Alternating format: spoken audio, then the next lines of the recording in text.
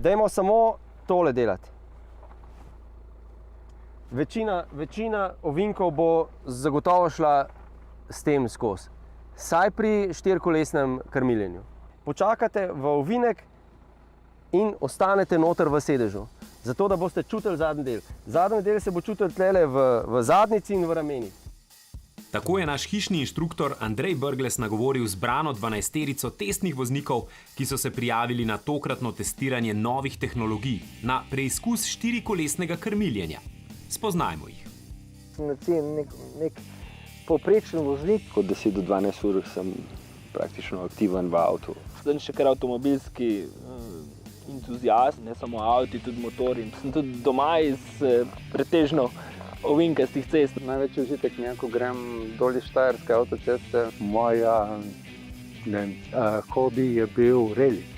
Ravnice v bistvu noben ne mara, saj jaz jo ne, no, meni je napor tisto, dolg čas. Če bi imela kakšen tak boljši avto, bi tudi take ovinkaste ceste rada, bolj špalala. Drugače testiram igrice, sliši se ful zabavno, tudi je pa tudi dosti resnega dela tukaj.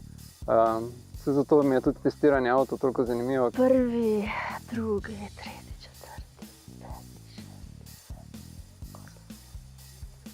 15.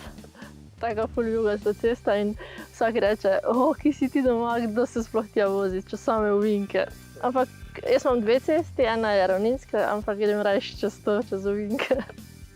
Ne 100%, a večinsko ljubitelji ovinkov vseh starosti in vozniških izkušenj. Toda gospe in gospodje, čas je, da vžgemo motorje. Pred vami so sami ovinki.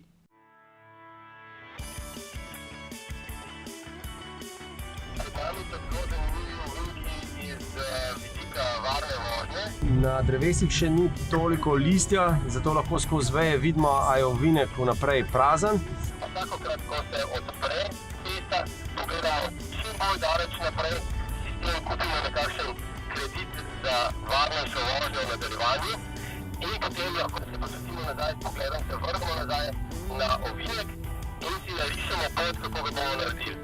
Oster zavoj in pospeševanje. V zadnji tretjini ovinka kar pospešujte, zato da avto potegne se ven iz ovinka in da vidimo, kaj se z zadnjim delom zgodi. Predlagam, da ovinke jemljete tako, da greste z sprednjim delom ničkaj še dlje v ovinek in potem bolj učinkovito zavijete, na način bomo lahko nekaj več iztisnili iz ovinka in še bolje spoznali krmiljenje zadnjih koles. In kaj so izkusili? V bistvu sem imel stalno roke gor in sem samo krmaril skozi ovinke, lepo. Nisem rabil niti preprijemati nič, samo lepo sem krmaril, recimo, moja hrda navada, da spuščam volan in da z eno pol krmarem, tega ni bilo treba. Štirikolesni, kako se reče temu? Štirikolesno krmiljenje. No. In štirikolesnim krmiljenjem je bilo super, vrhunsko. Ful je, fajn se drži ceste. Jaz sem imel sicer vrstni red for control, pa potem brez. Jaz sem šele zdaj na koncu ugotovil tiste občutke od prej. Sem v bistvu bil ta zadnji v koloni in sem težko sledil. Smo par ovinkov imeli, ki sem jih zdaj z navadnim šel. Zdaj sem veliko bolj zmatran, kot sem bil prej. Evo. Mislim, dejansko sem zdaj mogel garati, no. Jaz sem vozila prvo ta superskega, ne? Sploh nisi rabil face manevrirati z volanom. Potem v drugi delu vožnje, ko smo pa imeli navadnega, si se pa kar zapletel. Pri dinamični se je pač čutila razlika v tem, da je avto manj zaplaval. Kar se tiče pa zaprtih ovinkov, si pa imel dosti manj dela. Sem imela ta oblast nad vozilom. Naravnaš avto in mislim, brez problema se peleš naprej, jaz pa trda ratam v mojem avtu. Ovinki so ponavadi tisti, ki prinese stres, ki prinese nervozo, za katerega moraš bolj razmišljati, moraš bolj kalkulirati, bolj moraš stvari prilagoditi. Skozi imaš občutek, da imaš avto pod nadzorom. Se ni treba samo na hitri vožnji. Tudi pri normalni vožnji iščeš maksimalno udobje. Pri tem lahko v navednicah bolj neumno voziš. Greš v ovink, tako da ga primeš, no, bi rekel, pa bo zadek še zmeraj lepo obpeljal, ne. Pri navadnem avtomobilu delamo to napako, da se vozimo po bankinah, zato ker nisi dosti suveren v ovinku, ne, in ga ne zvoziš pravilno in zapelješ na bankino, ne, kar je narobe, ne. Tukaj pa se res da lepo speljati. Tudi tistega vrtenja volanja, bom rekel, volana samega sploh ni tok, ni zdaj to neko lovljenje čez ovink, ampak enostavno se sam odpelješ, da si na tračencah. Se zlije z cesto. S cesto se jedo eno, medtem ko v tem, ki nima teh dodatkov, no, bom tako rekla, pa ne gre. Je cesta eno, avto in vožnja je pa druga. Ti pomaga avto kar prestaviti v tisti idealni smeri ovinka. Dobesedno ti zadek zamakne, kot da bi bila v zadnjih ena rolka in da te lepo poravna in potem lažje greš po idealni poti. Ne. Sploh nimaš občutka, da imaš nek dolg avto v bistvu. Kot da bi bil avto, ne vem, tretjino manjši. Ne. Sam izhod iz ovinka bistveno lažji. Ne. Hitrejši, natančnejši, bolj kontroliran.